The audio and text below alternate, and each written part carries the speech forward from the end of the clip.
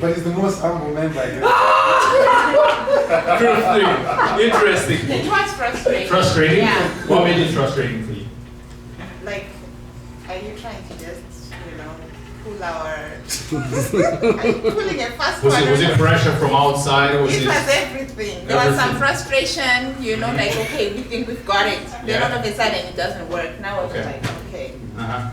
Yeah. Like Aaron, when you try it first and it doesn't work, you have to keep it up. Like don't give up, because if you don't give up, continue trying exercises. Persistence. Yeah. Nice. Till you make Focus. Focus? Yeah. Expand a little bit on that. With our group, what I noticed that, say I would pitch the idea or I would be touching something, and then my other crew would be like looking, this is the thinking that I have. So then they're like, okay, well, if this is how I was thinking, maybe they're thinking like that, but then they add it to something else, so they were just all engaged and focused in that situation. Interesting. Yes. So focus, like one idea at a time kind of a thing. Yes. Yeah. Something like it has to be like something in the team. Every Teamwork, member yeah. needs to participate. because you can't do it if you are alone. You Nice. can't put them together if you are alone. Yeah. Any Teamwork, yeah. Teamwork? Yeah. How does the teamwork work in your group? It worked well. We had to bring young minds. Yeah. Young minds here, older minds, Yeah. and intermediate minds. I don't know who's intermediate, but anyways. Yeah? What did you do? What did you say? No, he's eating. What about you, bro? What did you take out of the activity? What I took was I knew it was doable because it came from you, and Oh, nice. Okay, that's good. yeah, but the way of just working it out, that was that was pretty much a challenge for for me personally. Like I tried to picture in my mind how to do it, and I'm like, this is just nuts. I'm like, this is impossible. But I knew it was doable. Yeah. Right? It's just figuring out how to put it together. Yeah. So. Yeah. What I took out was, we started off at the same place. We're all believing God for the same thing. And, there was some discouragement along the way. Is it going to happen? Is it even possible?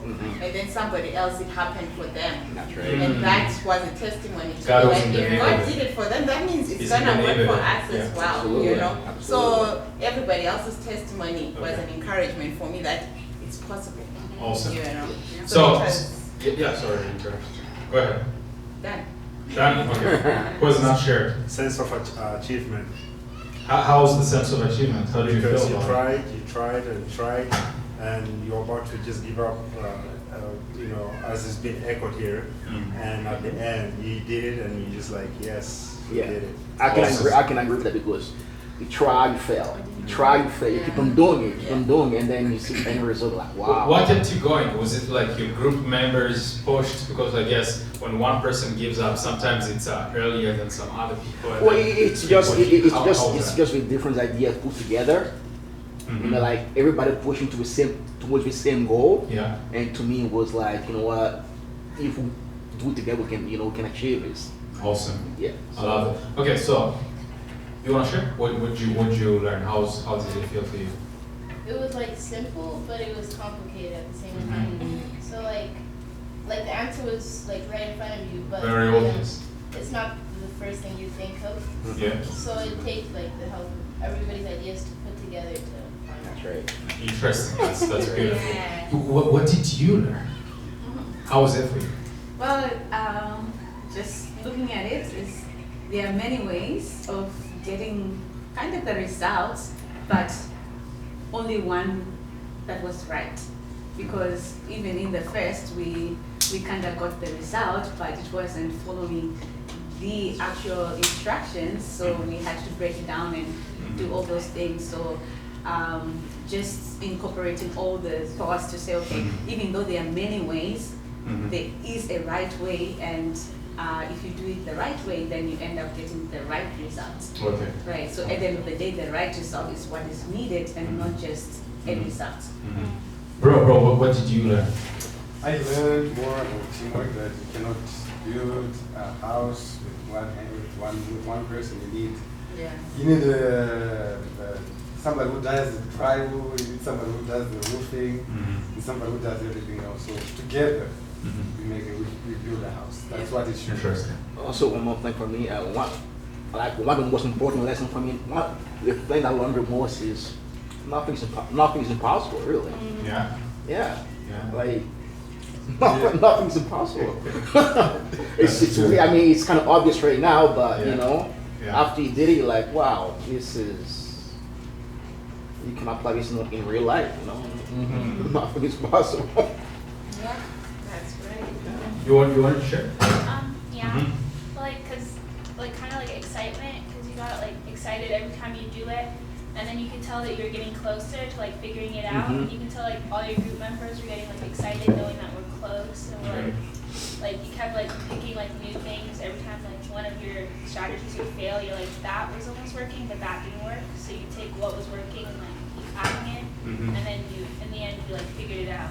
Okay. In what? Yeah. I just want to say that I felt like individually we were all weak, but together we became strong enough to uplift. Both for the We're bottles. like weaving in together, you know, unity. It becomes Both for the bottles and the team. Yeah. Because the fourth bottle could not stand on itself, just upholding itself in the air. It took all of us, like each of us represented a bottle. So like each one of you guys had 4 members in the group. Yeah. This were just like you guys there. Exactly. Yes. You were trying to make work. What's your relationship? What would it take to make your relationships work? Yeah. So I wonder this is a learning. This is what the learning outcomes look like. And feel free. I don't have a copyright to this activity. Take it to your work. Take it to your family. Take it. You know, you can be the superstar and seeing people struggling. And it's such a pleasure for me to see people saying, "No, this is impossible. You know, this can't be done. I'm giving up." And then finally, when they actually succeed, and it's actually very obvious. It's a microphone. My Don't microphone. worry. It's okay. It's okay. Okay, can you guys hear me without the mic, right? Yeah. Is that? You don't strain your voice because you're going to use it tomorrow. Yeah, we again. prefer the mic. All right. Or so yeah, and again, feel free to take that in any group that you can take. But the most important part is how can you apply everything that you have learned from solving that one problem to solving and building wherever it is that you're playing a role. This is like a question that you need to answer for yourself. Say you serve in a church. Say you own a business. Say you work with a group of people. Obviously, I don't know if your company just runs off of you, but you do have colleagues. How does that work, for example, if you're married in your marriage? How can you take the very same principle and take it, for example, in school, if you're in school, to make this work? Because all of you now know what it took to make that work, right? So I want to ask you a couple of questions, and in these questions we will discuss the principles of leadership. Did it take leadership for you to make it through? And when you answer yes or no, I will ask you in what form. So did it take leadership for you to succeed in this activity, yes or no? Did it take leadership for you to make it through? Yes. It's just a yes or no question. No, there's no trap. There's no trap, okay? Yes? So in what form? You mean individual? Leadership Be in individual. what way? Like I mean, did it take like leadership altogether? So leadership can have many forms. Like there are things that people can do and say, hey, they're taking the lead, and this is a leadership outcome. And somebody else can just be laid back and they're not participating in the thing. So yeah, you want to say? Yeah, like if someone had an idea of how they could solve it, you get everybody, lead them on what their idea is to help, like everybody to help put it together. Yeah. At the same time. Yeah. Nice. So one person, almost every one of you had an idea. Yeah. I've done this activity with multiple groups, whether in corporate, whether in church, whether with my friends and all of that. There's always a group where people are not tolerating somebody to try the idea from start to finish. And this makes you delay. Any group was like that? Like where when you bring your idea and somebody interrupts it before it ends? Yeah. Any group was like that? Yeah, because someone would say, okay, let's do it this way, right? Before they even finish. Uh-huh. Like, no, it's not even going to work. It's not Exactly. going to work, right? Right? We do that all the time. We were right? doing that, yeah. We do that all the time. And what does that say about your leadership? Yeah, Well, I think in our group, we failed numerous times because we let, that idea execute. Just so we could see what it comes out. Yeah, exactly, see the outcome, and if it was gonna work, then we didn't have to go back to that, but we knew that there was an ultimate goal, and if we followed the rules, we just had to So it just took you longer, but you respected each and everyone's opinion, each and everyone's idea to put it in execution. I think so, for the Right? most part, yeah, we tried every idea we failed because of it many times. Good. Yeah, so now, what does this... We failed forward. Fail forward. I love this. You failed and you tried it. Keep going. So now I'm asking you a question. Like everyone is supposed to participate. Like the reason why I do not want to come with some pre-made up, leadership material that works, for example, in the marketplace, and that is not relevant to your context. Probably you work for a telecom company or a mining company or whatever. Your context will be different. Probably you work in a non-profit organization. Your context will be different. So that's why I'm leading it with questions so that all of us now can come up with a lesson. I can learn from you, you can learn from him, everybody can learn from everybody else. So now, number one, the fact that tolerating other people enough to support them in trying their idea. And knowing that if one idea fails, if one person fails, it's not that person that fails, it's actually the whole group that fails. Yes. Anybody felt like that? Yeah, right? So if one person's idea succeeded, I have not heard so far that, it was pastor's idea that makes the group win. So nobody took individually credit for the success. Nobody took individual credit for the failure. Yeah. So now you guys are exerting some leadership traits here in even the learning outcomes, because when you succeeded together as a group. When you failed together as a group. Right? So my question is, what does this teach you about problem solving? What does this teach you about leadership in problem solving? Yeah, Pastor, go ahead. That being a leader, your main role is CPS, Chief Problem Solver. Teach problem solving? Chief Problem Solver. Chief problem solver. That leadership is about solving problems. Great. There was a problem there. We couldn't live there until we solved it. And how do you go about it? And it takes a team. It takes a team working together. A team that comes with different ideas. Yes. And sees things from different perspectives. Yeah. But we're trying to make one thing work. Yeah.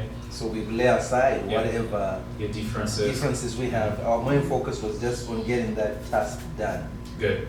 Right. So, and once it was done, it was everybody celebrated. It wasn't, like you said, it wasn't somebody's glory. The whole team took the glory. Mm-hmm. Right? And it felt good that we did it together. Mm-hmm. Right. So that's what I learned from it. And trust me, this is what gets you hired and get you promoted. When you become the kind of a person who exerts this kind of mindset, that you don't care whether this is the manager, this is the supervisor, this is someone else's job, and you step in and take the initiative to say, whether I have the position or not, I'm actually going to step in and take an initiative towards solving that problem. And while doing that, encouraging as well your team members to have the same mindset to step in. True or false? That's true. Yeah, you've all seen people who are promoted. Okay, let's think in a typical world where people are not promoted because they bribed. People are not promoted because they are because of nepotism or anything like that. What does it really take a person to be promoted? Why is the CEO of the company and they get paid as much as they get paid? Reason is that person probably brought all of you together and worked every single day in ensuring that things are actually going together. Although you might not talk to everyone individually every day, but they probably have managers that they meet with, and those managers go and expect those same leadership traits in their circle, in their departments, and to make things work in a cohesive way. If I'm lying, you guys can interrupt. These are things that you guys are saying, okay? So what does this teach you about problem solving? What does it teach you about leadership in problem solving? Pastor said, the fact that you're taking initiatives and then what you shared right there. So share with us, what does it teach you about leadership in problem solving? That, Go ahead. You want me to go ahead? Go ahead. You raise your hand, right? Yeah, these are leaders, they're like, take it, I'm taking it, take it, they're just throwing it into it. So much humble. I love that. Yeah, go ahead. I lost my train of thought, but this just showed us that no matter how hard the problem is, you can restart, you can refocus, you can regroup. The most important thing. Restart, refocus, regroup. I love the those most words. important thing is not to give up. Mm-hmm. Just to stay on it and keep trying. Yeah. Good. Yeah, go ahead. I think a leader doesn't have to be the smartest person, the Oh, most qualified person so good. at all. You should build a team around you of strength. I think at one point everybody had a hand on a bottle and a knife. Yes. We're all moving it perfectly together. Right at the end, we figured it out. Everybody had a hand on a bottle. Everybody was moving a little knife around. And then somebody put it on the top. That's so good. Everybody listened to everybody. That's so good. Nobody was afraid to talk. That's so good. Listening. No unheard voice. Listening, submitting one to another. Because these are leadership principles. I don't know, I'm just not quoting verses here, but everything that you said that are working, for example, you don't need to be the smartest person in the room. Mm-hmm. What does the Bible say about it? Submit one to another. That's what the Bible says, right? Like, you don't need to be the smartest person in the room. Everybody needs to just listen to the other person. What is it about? Humility again, learning from each other, knowing that you don't need to be the smartest person in the room. Yeah, one of my mentors said if you're in a room when you're in a class where you're the first of the class, you're in the wrong class. Yeah. Anyways, you want to share? I think he nailed it. Okay, anything else? What does this teach you about leadership in problem? And I hope you guys are taking notes, you guys are taking mental notes, you guys are, because all these things you're saying will be things that you'll need to go apply, for example, at home. You need to go apply at work. You need, for example, to apply at church. In making this work, like everybody's connected. So if you fail, for example, in fulfilling your role in one area, that failure can carry on in the other area. I've come home sometimes, for example, when I had a very long and bad day. I brought the frustration that happened at work, brought it at home, and then it ended up, I ended up sleeping at the couch on that day. No, I'm kidding. But the version of sleeping at the couch at our place, for example, the atmosphere at home as well was not that conducive. And it ended up carrying on that day I slept without praying, for example. It ended up affecting my spiritual life in that area as well. And you ended up making nightmares and dreams, bad dreams when you don't pray after prayer. So one thing that happened at work, I failed at fulfilling my role effectively at work, carried on all these other areas in life. So what else? What else does it teach you? One last person. What else does it teach you about leadership and problem solving? It also teaches us that we are all leaders, and it's not just being like the official position for you to actually lead. Anybody can lead, and it's just like people then coming together to execute whatever, like those ideas, and respecting one another within the group, like what he was saying. Because at the end of the day, everyone can lead, and everyone is the assumption that everybody is intelligent and have their own ideas that they can bring to benefit the whole group. Not assuming that only like one person is the most intelligent in the group, or maybe the younger ones have the thoughts, or maybe the older ones are the ones who are wiser.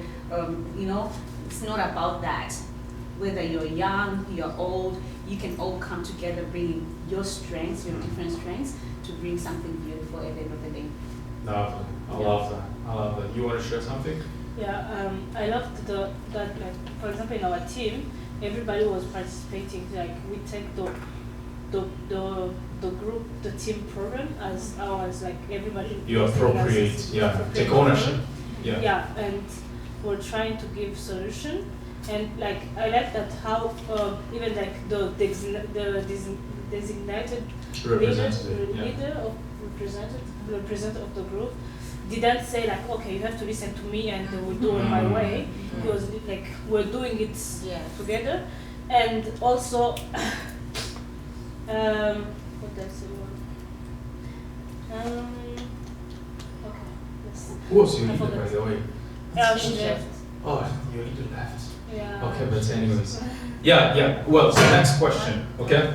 I mean, we've all picked up how do you see leadership in problem solving from that activity. Next question is, what did you learn about leadership in communication and commitment in that area? Yeah, go ahead.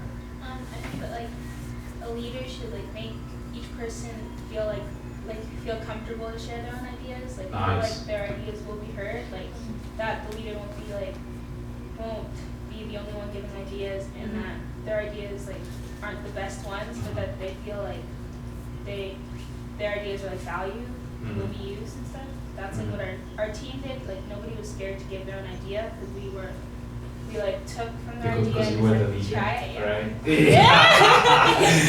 Wow. Yeah, that's beautiful. Like it's everyone's responsibility. She said we ended up realizing that everyone is actually a leader. That you can take initiative, you can share your idea, you can step forward, you can all take ownership of the problem. And she ended up saying that it was each one's responsibility to ensure that everyone's idea is heard. I mean, this is what makes a manager a manager, a good manager. We've had good managers, we've had bad managers.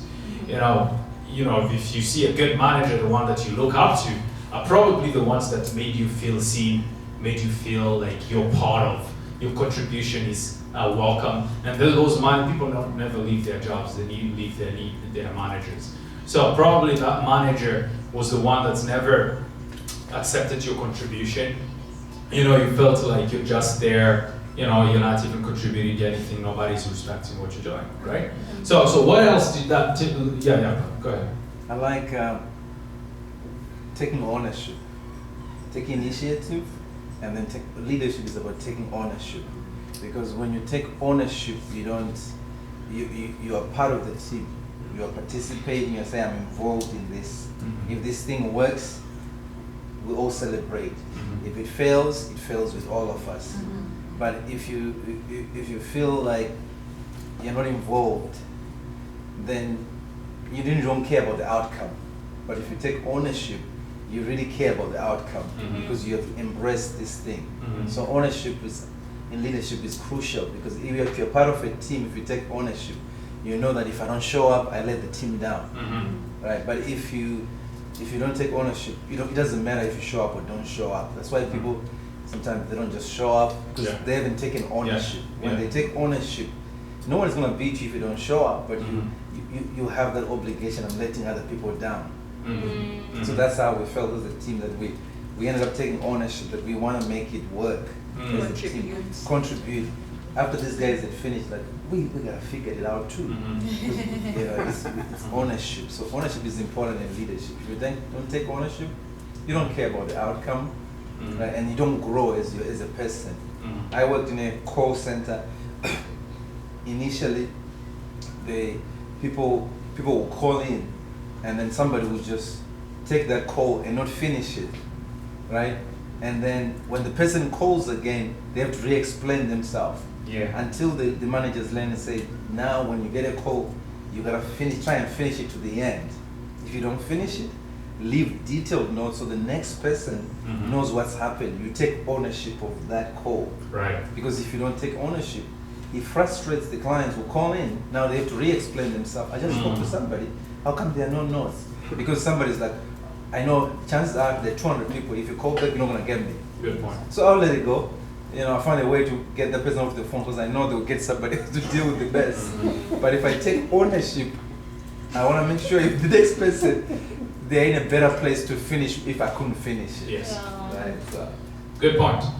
So I want you to take 2 minutes and reflect about how does this apply? How does probably taking ownership, communicating, how does this apply to your personal relationship? Whether you're married, how does that apply to your relationship with your spouse? I don't know if you have notes, you can take notes. So we take the next 2 minutes and reflect on that. How does taking ownership relate to your relationship with your spouse? How does that take ownership relate to your relationship with your physical body? How does that taking ownership relate to your relationship with God? And how does that taking ownership relate to your relationship with your work or your business? So now, number one, how does it relate to your relationship with your spouse, if you're married, and if you're not, for example, your parents and your family and your siblings? So family, number one. Number two, how does that relate to your relationship with your physical body? Because you guys know that we only have one body, and we're not wrecking that, and then 2 years later we get another body so we can continue the rest of our life. No, it's the only body that we have. And so how does that affect your relationship with your physical body? Number three, how does that relate with your relationship with God and all that comes with it, whether your involvement in church, your personal devotional and all of that? And number four, how does that apply? How does that relate to your relationship at your workplace or with your business? Yeah, school, work, business, right? So these are questions that you need to reflect to yourself and to measure it. If you really, these four bottles can, number one, represent your life. You have one bottle is probably your spiritual life.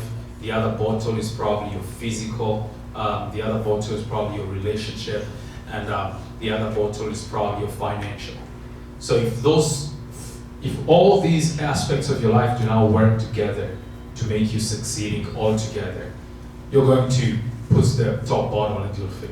This game can also represent what is your role, for example, in society, whether it's at church, at work, in your family, and all of that. You have a personal responsibility right there. And I just want to finish a few points here. I just want to finish. So in the next 5 minutes I'll finish, and then we'll do a Q&A, a question and answer. So I said we'll talk about the heart of the leader, the head of the leader, and the hands of the leader. The heart, so let's start with the heart. Okay, the heart of the leader is all about motivation. Why should you absolutely start leading and not just living on automatic pilot? Why should you really get involved to start leading, whether they give you a position of leadership or not? And how the Bible says it, the Bible asks you that question: are you here to serve or to be served? Because Jesus says what? The greatest among you must be the servant of many. So now, when thinking about leadership, what is your intention?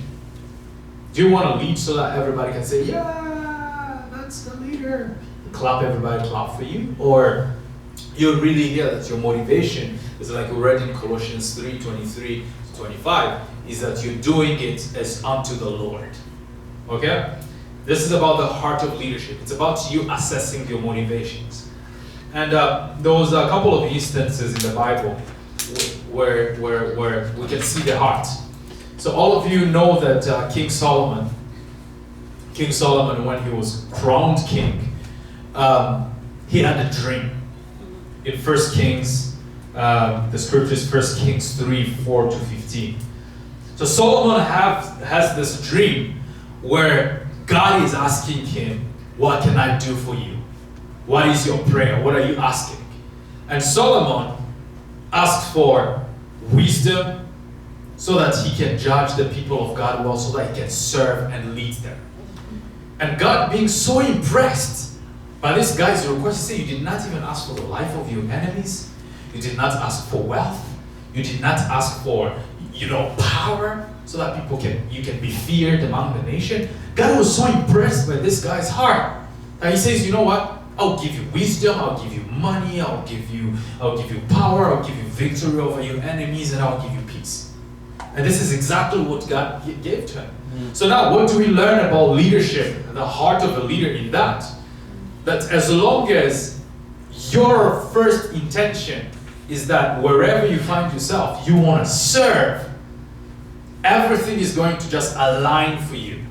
Favor is going to follow. I guess for example, when you, for example, with your managers, when your relationship with your manager is that you want to make their job easier, they are going to recommend you when promotion time comes. I don't know if how many of you have been promoted, and then this is the result of it. When your job is to make his job easier by doing your thing well and taking initiatives, you will leave a legacy that will be different from the people who are just competing or just doing the bare minimum for them to get by. And by the way, if you're just doing the bare minimum to get by, whether it's a church or whether it's at work, whether it's at home, obviously everybody can do that.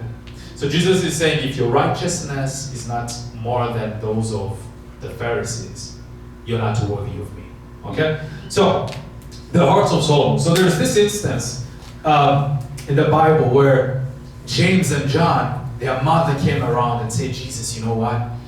When you go in your kingdom, can you just give those, the right and the left seat to my sons? Let them sit with you, right there on your left and your right. Jesus was like, you don't know what you're asking.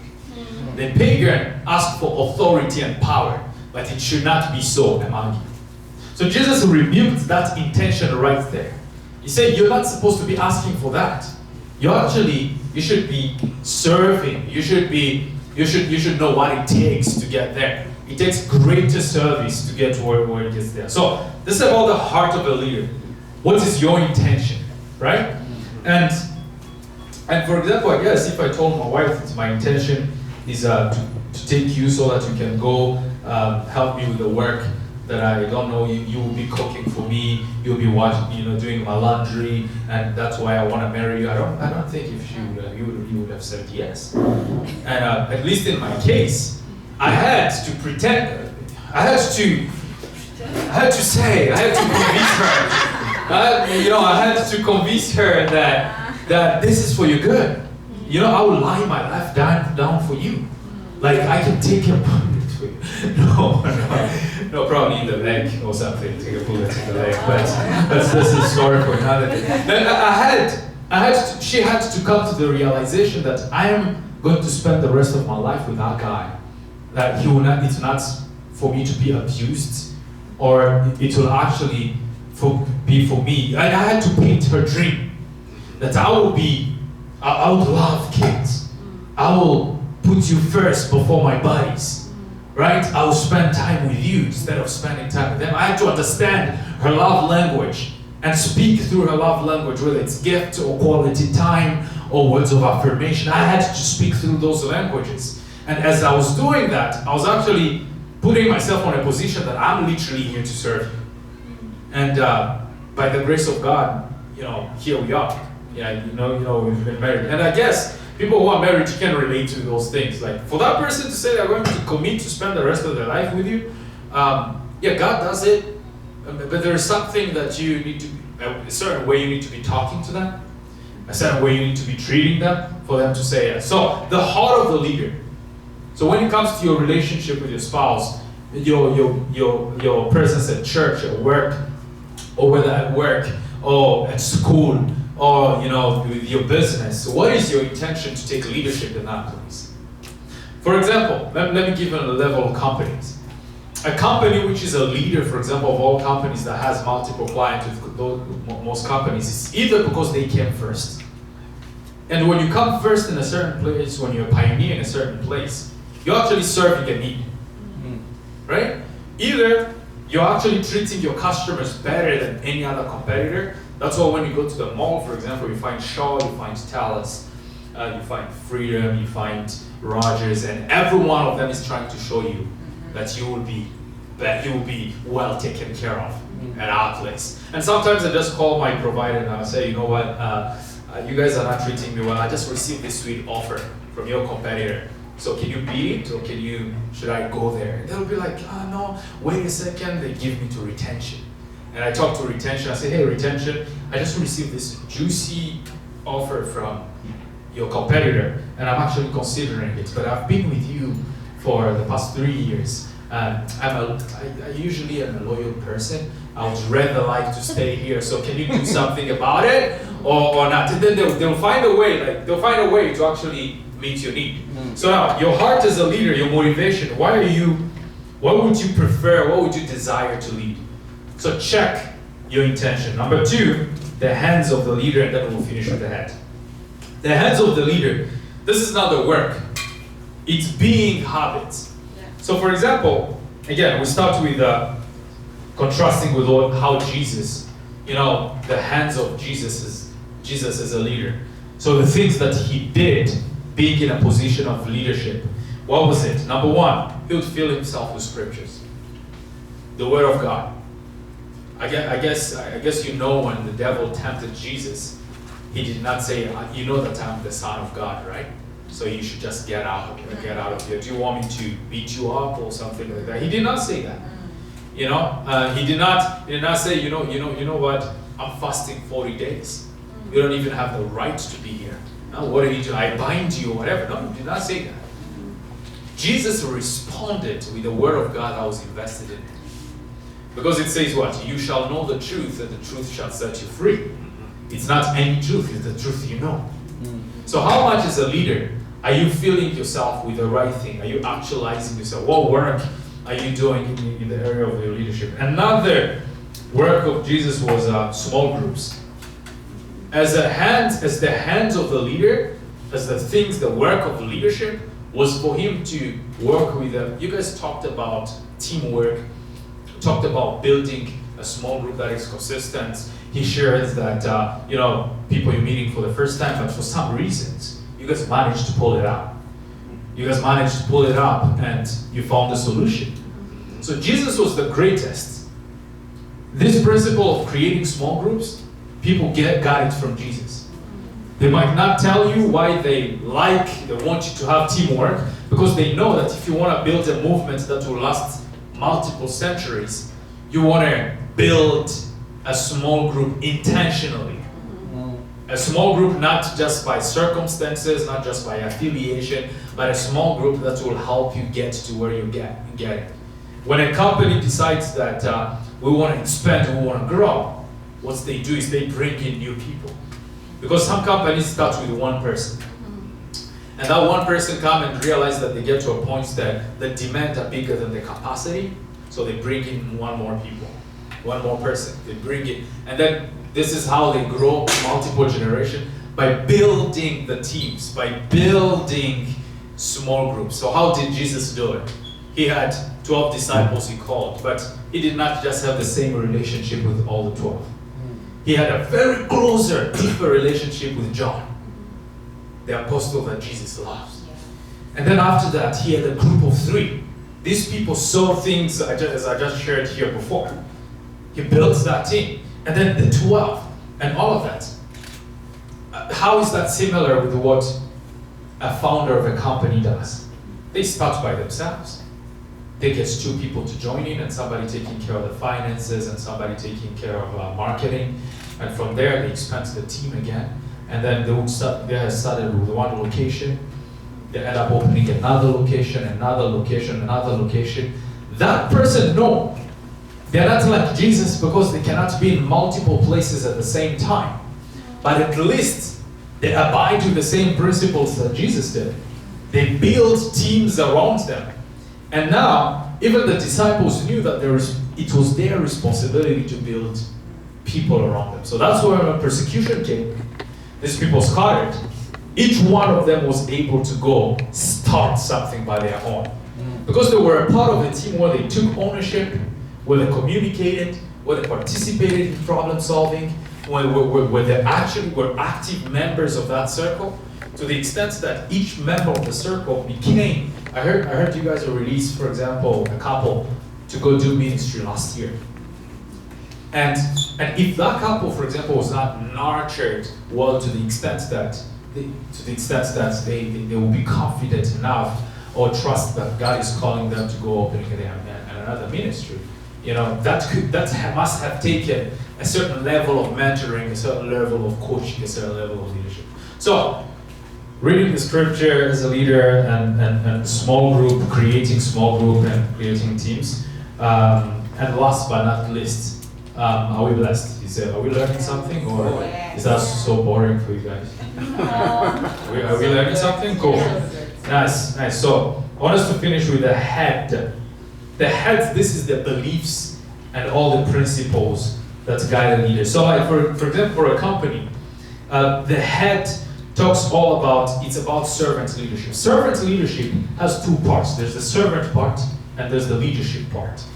The leadership part is all about what is your purpose, what business are you in, what's your picture of the future, your mission, what will happen if you do a good job. For example, what will happen if you do a good job? So this is the leadership part of the thing. What are the values that will guide your journey? Because some people, they have value. For example, I get to interact with a lot of business leaders, for example, and one of my mentors is a real estate guru in BC. And when I sit down and ask him a question, I'm like, okay, so you've written a book, you have multiple companies, and then you're making a way lot of money, and you do have the same 24 hours that I have. It's not like they have 36. It's not like when you hit a certain level, all of a sudden you have more hours than everybody else. And I ask him, I say, how does your typical day look like? He says, I wake up at 3 a.m. Okay, I wake up at 3 a.m. and I do my devotional, I work out, I start writing, I start reading, and around 6, 7, 8 a.m. I go to work, and I work and I go to bed early. I get a good night's sleep and I repeat.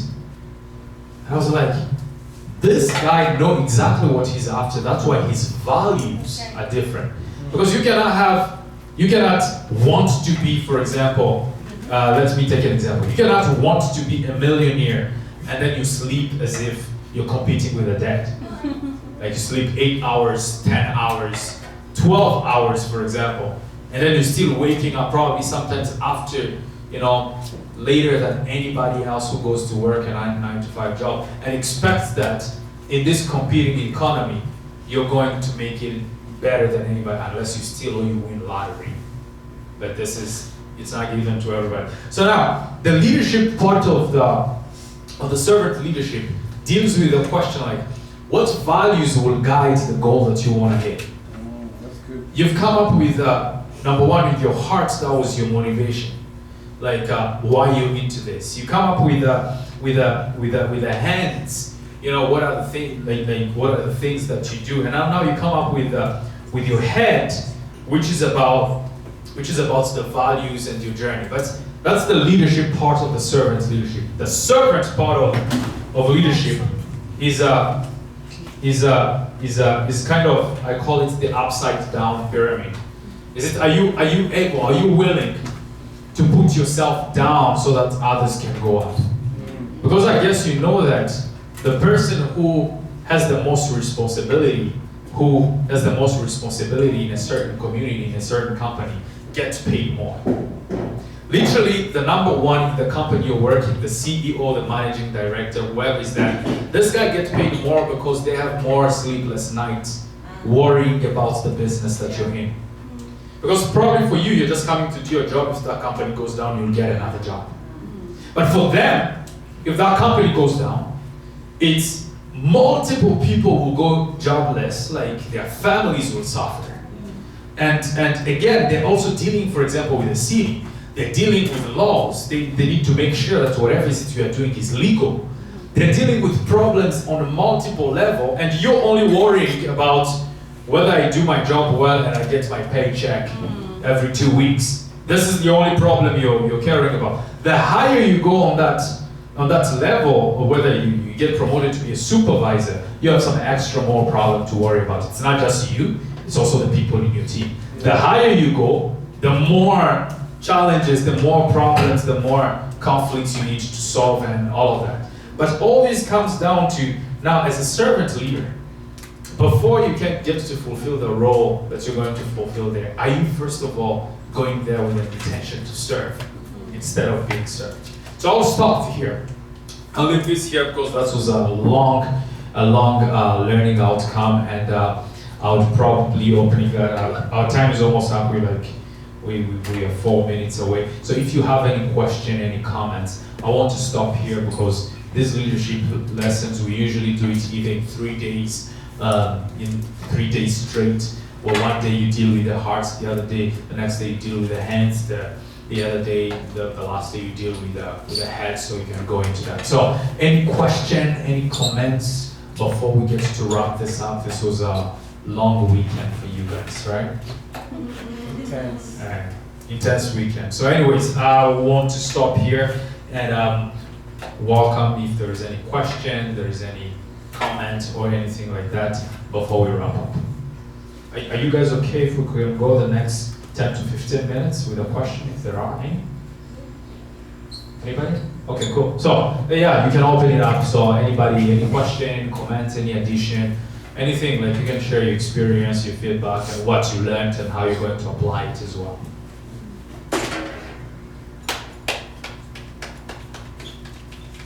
Anybody? Should we just pray and leave? No.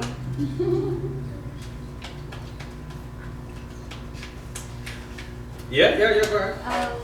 I think like thank you for all the activities that we had and the wonderful words that you were sharing with us today.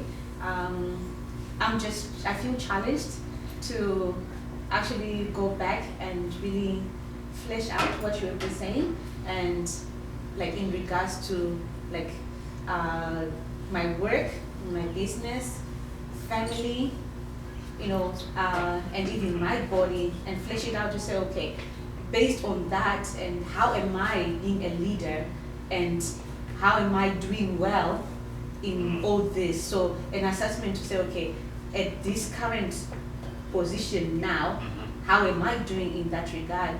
And then flesh out to say, okay, what would be the ideal self in all those areas, and then maybe map out a plan to actually work on being excellent in all those areas, and not just being somebody who's just satisfied as being just an ordinary person, because God didn't call us to just be ordinary person. He's an extraordinary God. So how can I be the extra in everything and in every area, and how can I improve? How am I showing up in my job whereby, I'm not just doing for getting recognized in a certain way, but I like what you were saying at the very beginning, that you have to make an impact that is felt even in your absence. So my challenge now, I'm just feeling, okay, how am I going to make that a reality about my life everywhere I go? I know that there's certain situations and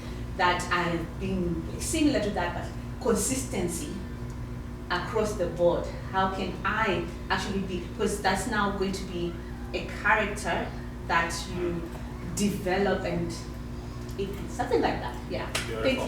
Yeah, let's give her a hand. Come on. Very good. Anybody else want to go next? Let's take probably 2 or 3 more. Any comments? Any question? By the way, I mean, I'll leave my contact, and you can anytime we can reach out to person, because I guess this kind of thing is probably general. You probably learn something personal.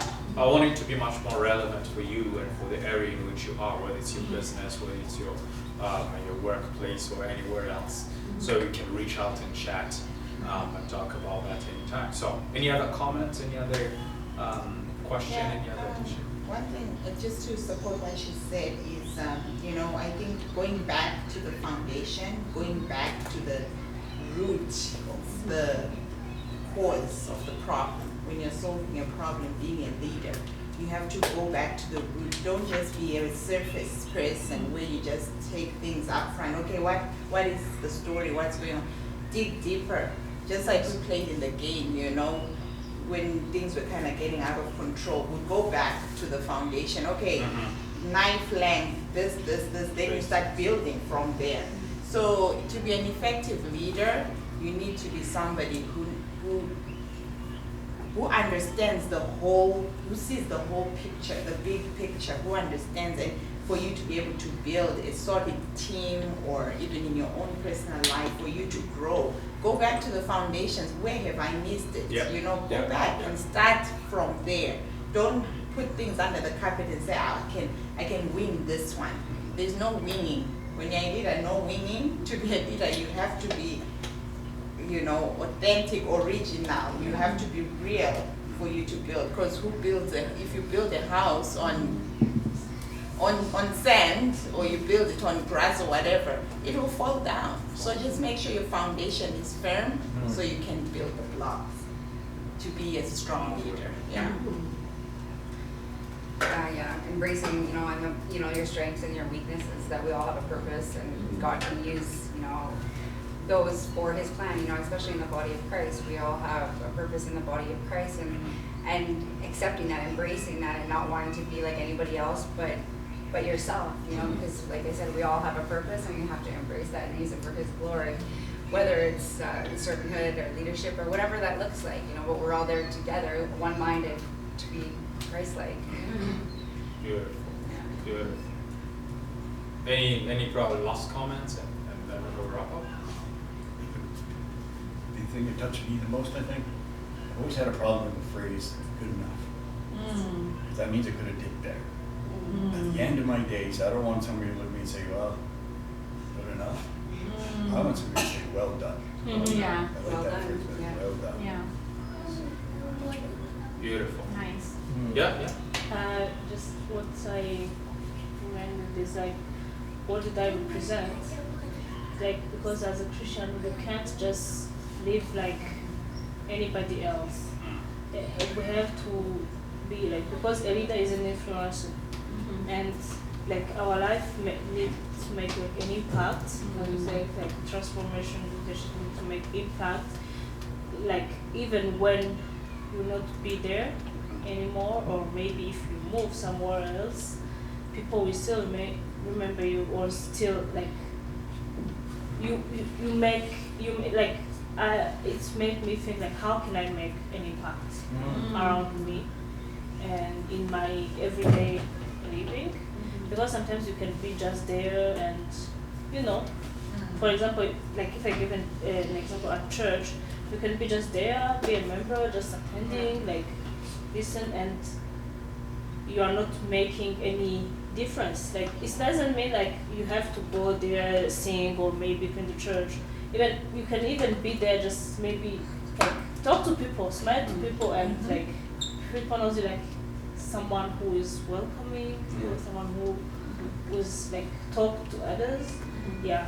Doesn't have to be something big, because when you think about leadership, you think it's something big. I have to have a position, I have to be known, everybody needs to see me doing that. But like to be a leader, it doesn't need to be seen by everybody. But what you do make an impact, even if it's not seen. It's like, I think the